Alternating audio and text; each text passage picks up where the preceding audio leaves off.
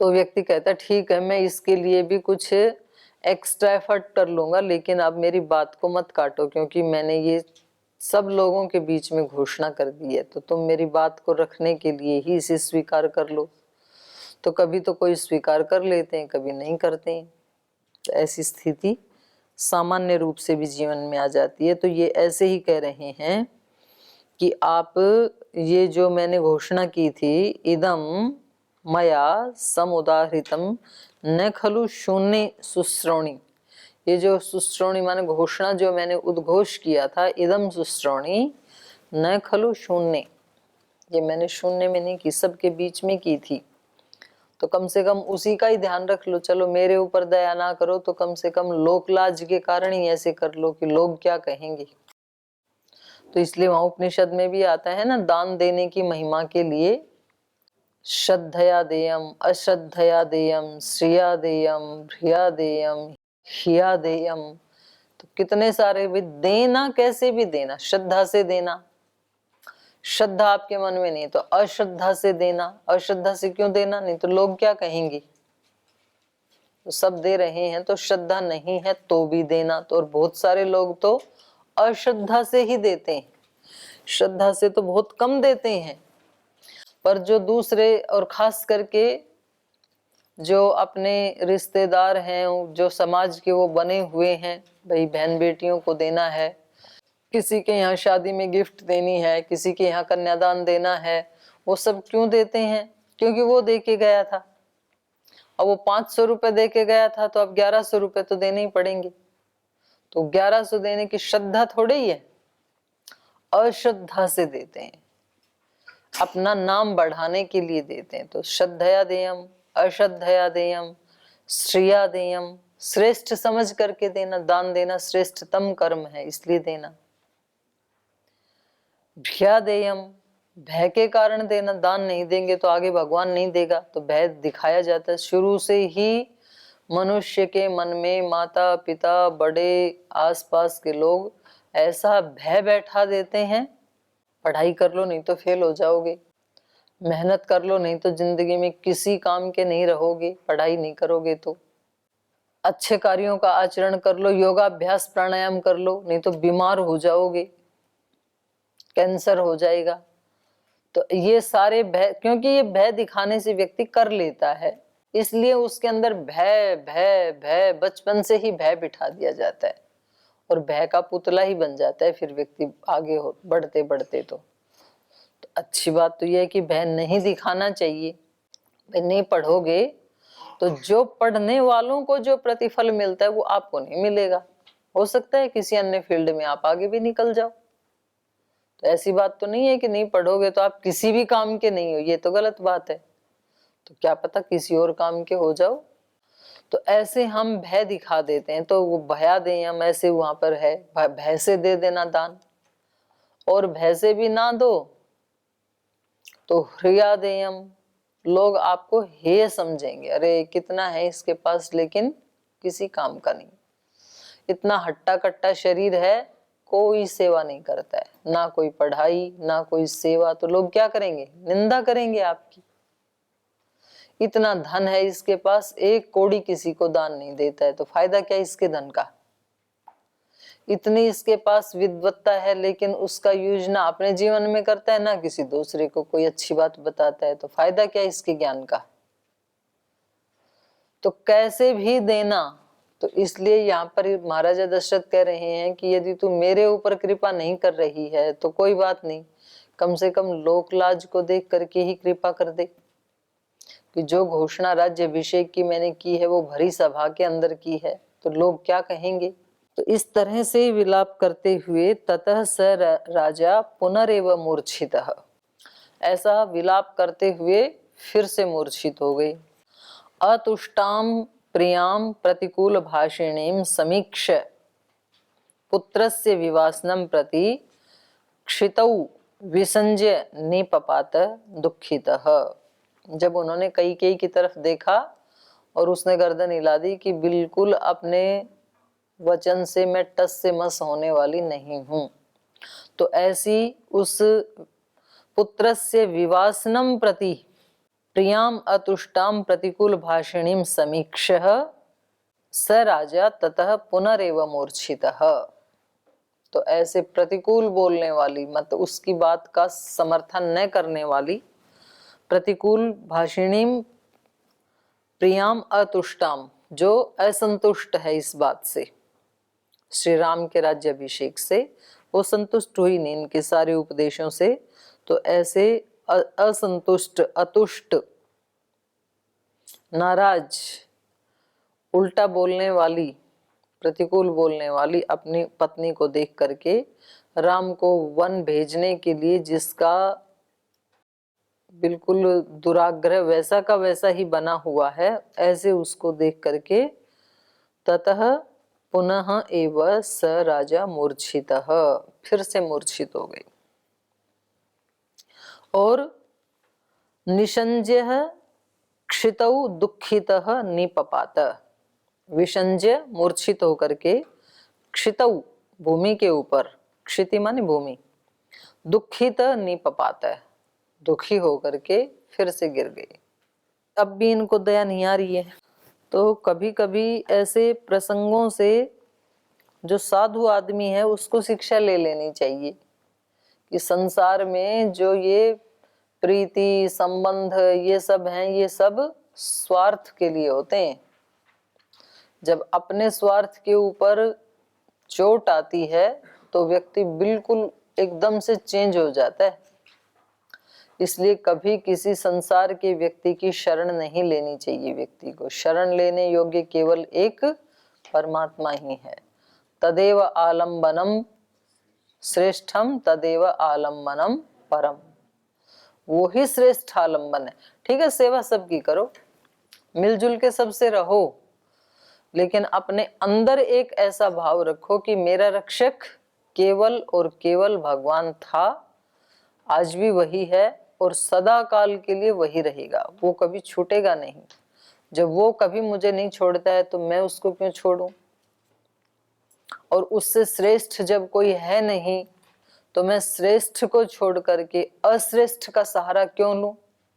जब उससे ज्यादा विश्वसनीय कोई है नहीं तो मैं ऐसे विश्वसनीय को छोड़ करके अविश्वसनीय का सहारा क्यों लूं? ऐसे आप अपने मन को खुद प्रेरणा देनी चाहिए व्यक्ति को, अपना गुरु खुद बन करके, और किसी भी हालत में जी जान लगा करके उसका दामन नहीं छोड़ना चाहिए, उसका आंचल नहीं छोड़ना चाहिए, तो वो व्यक्ति तो बच जाएगा। और बाकी को तो दुख आना ही आना है, पिसेगा ही पिसेगा। अगर भगवान को छोड़ के किसी का भी सहारा लिया आपने, धन का लिया, डिग्री का लिया, पद का लिया, प्रतिष्ठा का लिया, किसी मनुष्य का लिया, रोना ही पड़ेगा आपको। बिल्कुल पक्की बात, बिल्कुल सच्ची बात। ईश्वर को छोड़ करके तो रोना, क्योंकि सब कुछ परिवर्तनशील है।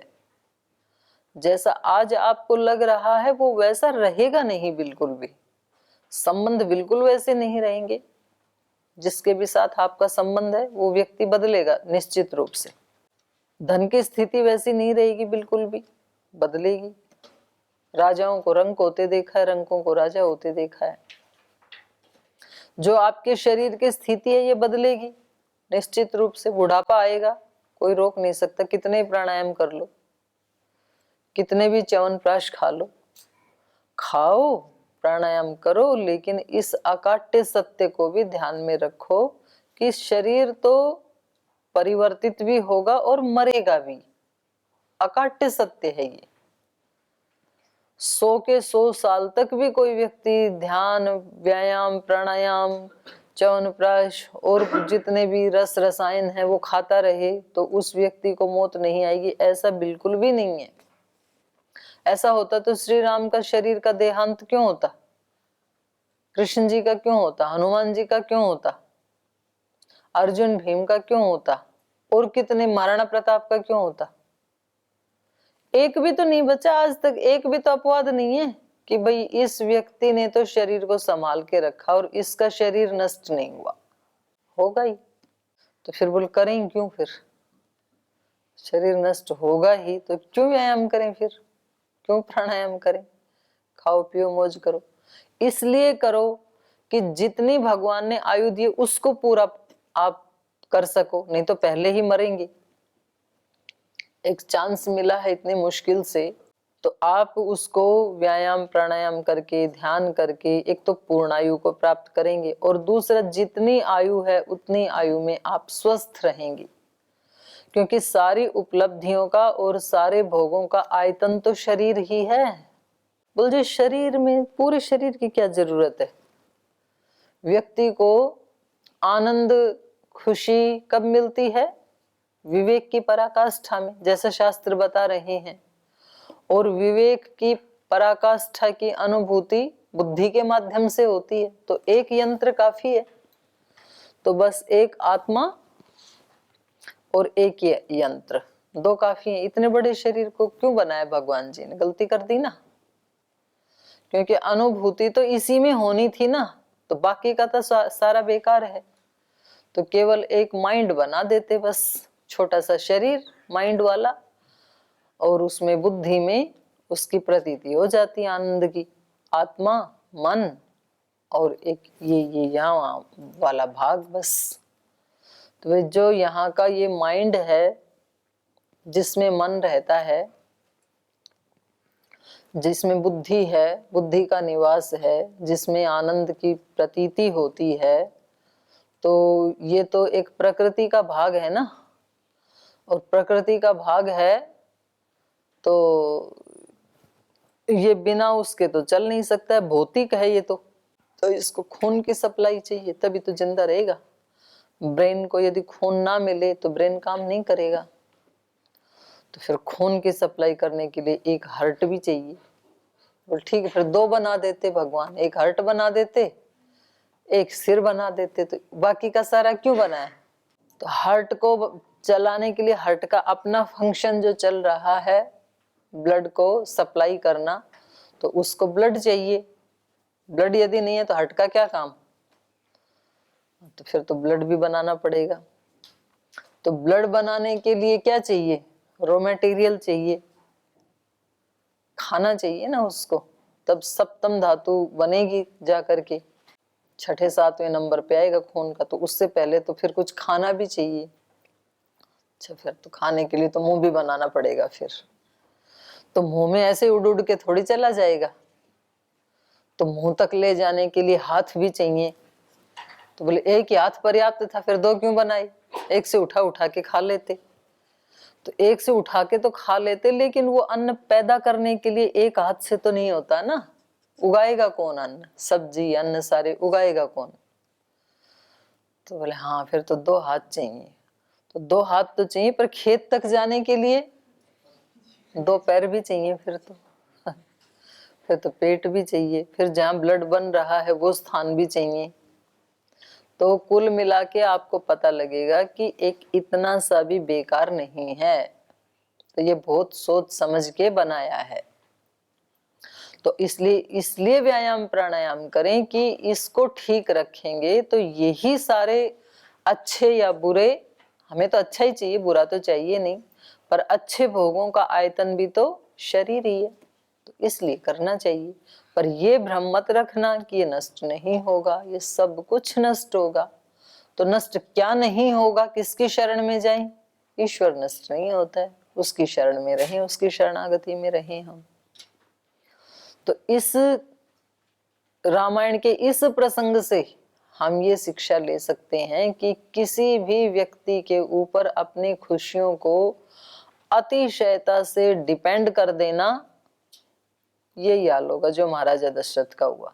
वो व्यक्ति बिल्कुल बदल जाएगा। कई बिल्कुल बदल गई। वो इतना विलाप कर रहे हैं, बुजुर्ग हैं, एक राजा हैं, इसके पति हैं, बार बार जमीन पे गिर जा रहे हैं बेचारे। इतनी लोक में निंदा होगी, अपयश होगा, किसी चीज का असर नहीं पड़ रहा है। और दुराग्रह, राम ने कोई अहित नहीं किया, कोई बुरा काम नहीं किया, समाज का बुरा काम नहीं किया, व्यक्तिगत इसका कोई बुरा काम नहीं किया, फिर व्यक्ति नहीं समझ रहा है। तो कितना बड़ा चेंज आ गया कैकेयी में, पहले की कैकेयी और इस वाली कैकेयी में। तो कोई भी कैकेयी या कोई भी कैकेया बदल सकता है। पक्की बात है ये। तो इसलिए ईश्वर को ही अपना आश्रय बना के जो व्यक्ति रखेगा वो बच जाएगा, वो आलम्बन कभी चेंज नहीं होता है। बाकी पूरी श्रद्धा से अपना कर्तव्य समझ करके सेवा करें, अपने कर्तव्य का पालन करें, और जहां परिवर्तन होता है वहां बहुत आराम से सहज रूप से स्वीकार कर लें कि परिवर्तन सृष्टि का नियम है। स्वीकार करते ही समस्या खत्म और अस्वीकार करते ही समस्या शुरू। बहुत बड़ा सूत्र है ये। समस्याओं का समाधान करना है तो क्या करें? स्वीकार। जो हो रहा है अपना कर्तव्य पूरा करना है, उसके बाद जो हो रहा है उसको स्वीकार करें, क्योंकि परिवर्तन ही नियम है।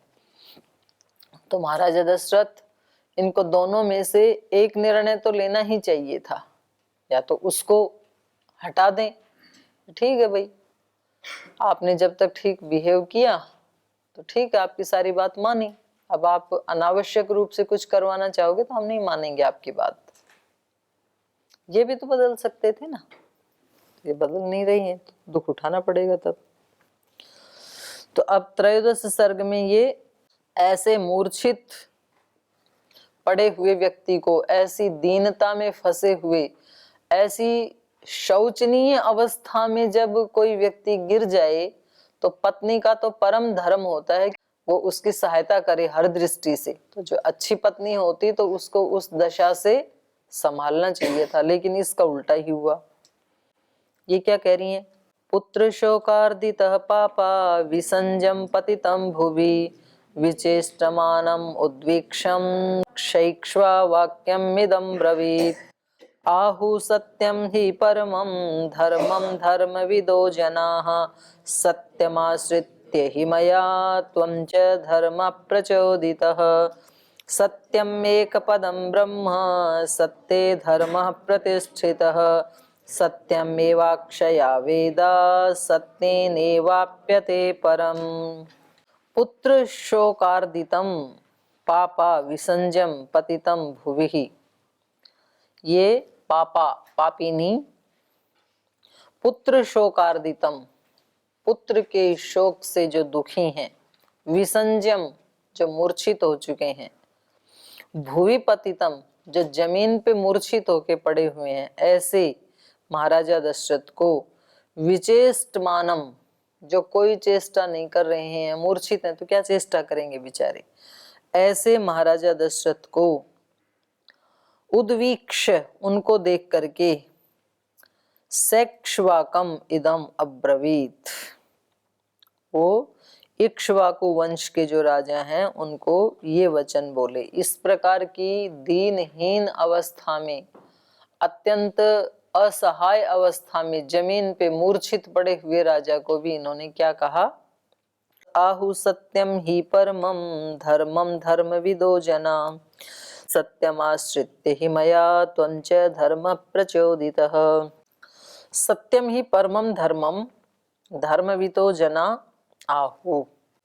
इसको लग रहा है कि मैं जो कर रही हूं वही परम धर्म है। तो बोले पुत्र के मोह में मोहित होकर के इस तरह की चेष्टाएं क्यों कर रहे हो? धर्मविद लोग कहते हैं कि व्यक्ति को हमेशा सत्य और धर्म के ऊपर ही रहना चाहिए। तो ऐसा देखो उल्टा हो रहा है। सत्यम आश्रित्य ही मया, क्योंकि मैं तो आपको सत्य का आश्रय लेकर के ही, आपने मेरे को कहा था वरदान मांगने के लिए, तो मैं अपने वरदान मांग रही हूं, इसलिए मैं तो सत्य के ऊपर हूं। सत्यम आश्रित्य ही मया त्वं च धर्म प्रचोदितः, और तुम्हारे को भी मैं धर्म के लिए प्रेरित कर रही हूं कि तुम सत्य का पालन करो, धर्म का पालन करो। तुम ये सब परिवार का मोह छोड़ो। अब इसको कौन समझाए कि परिवार का मोह तेरे प्रति है या राज्य अभिषेक के प्रति है? सत्य प्रतिज्ञा है उसको तो ये मोह बता रही है, और जो वास्तव में महाराजा दशरथ की वीकनेस है मोह के कारण, उसको धर्म बता रही है।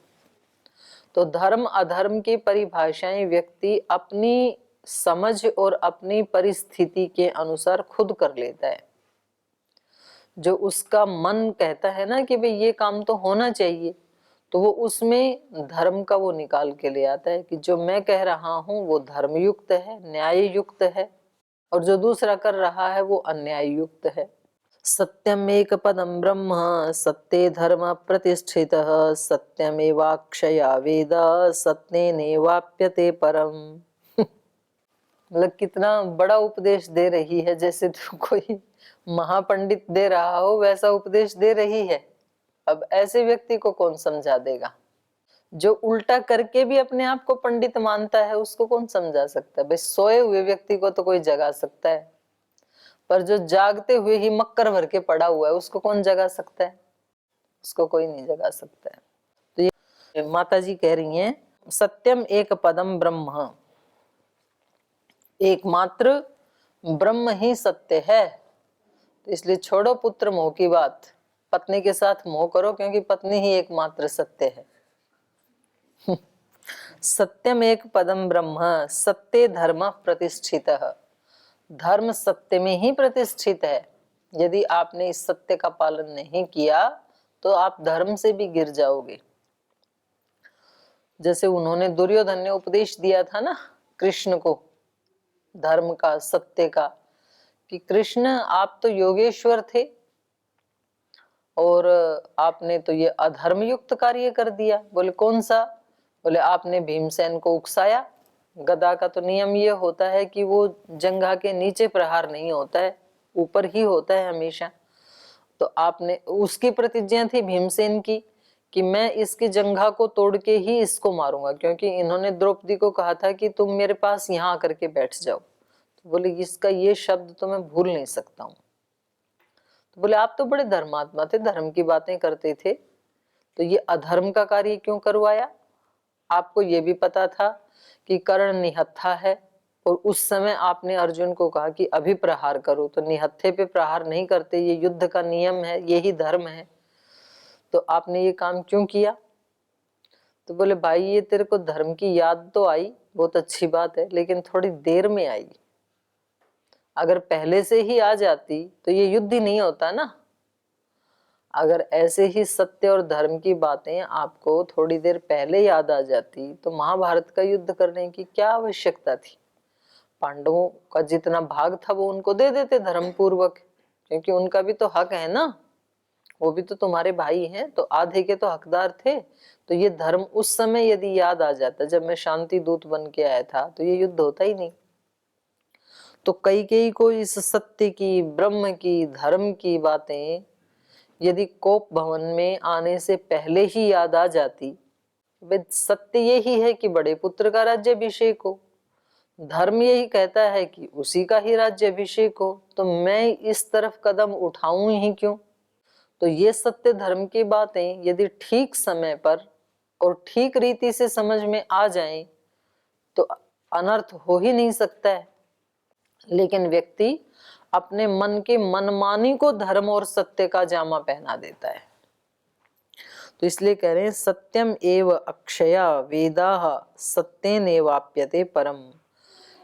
जो अक्षय वेद हैं वो भी सत्य हैं, सत्यम एव अक्षया वेदाः सत्येन एव आप्यते परम।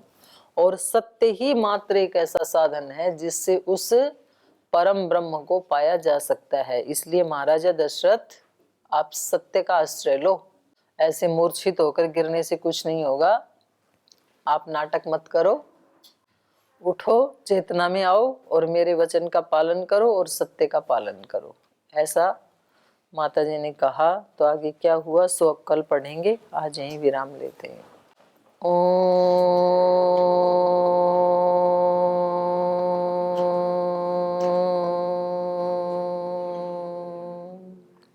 शांति शांति शांति।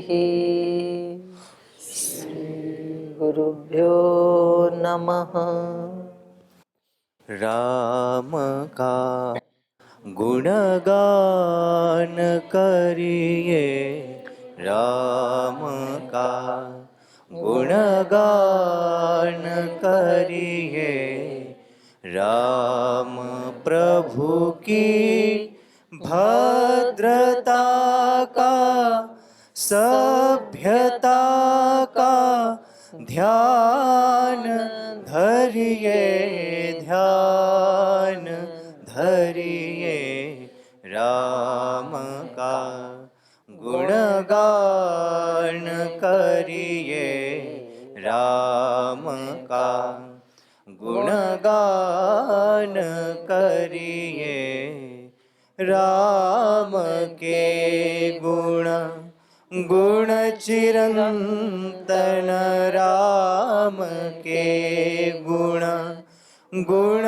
चिरंतन, राम गुण सुमिरण रतन धन, राम गुण सुमिरण रतन धन, मनुजता को कर विभूषित, मनुज को धनवान करिए, ध्यान धरिए राम का गुणगान करिए, राम का गुणगान करिए, राम का गुणगान करिए।